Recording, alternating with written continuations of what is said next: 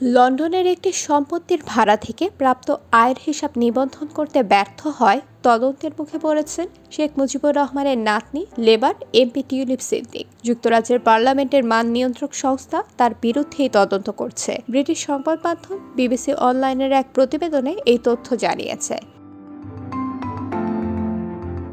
যুক্তরাজ্যের parliamentary commissioners ওয়েবসাইটের তথ্য মতে উত্তর লন্ডনের হ্যামস্টেড অ্যান্ড হাইগেট আসনের এমপি এবং অর্থ মন্ত্রণালয়ের ইকোনমিক সেক্রেটারি টিউলিপ সিদ্দিককে তার স্বাস্থ্য সংশ্লিষ্ট তথ্য দেরিতে লিপিবদ্ধ করায় তদন্তের আওতায় নেওয়া হয়েছে। টিউলিপের দল লেবার পার্টির এক মুখপাত্র বলেছেন, এই বিষয়ে পার্লামেন্টারি কমিশনারকে টিউলিপ পুরোপুরি সাহায্য করবেন। বিবিসি প্রতিবেদনে বলা হয়, টিউলিপই নতুন পার্লামেন্টের প্রথম এমপি যাকে নিয়ন্ত্রক কমিশনের তদন্তের আওতায় আনা হলো। এর আগে লেবার পার্টি ডেইলি মেইলকে বলেছিল এই আয় নিবন্ধন করার ব্যর্থতা ছিল প্রশাসনিক তদারকি।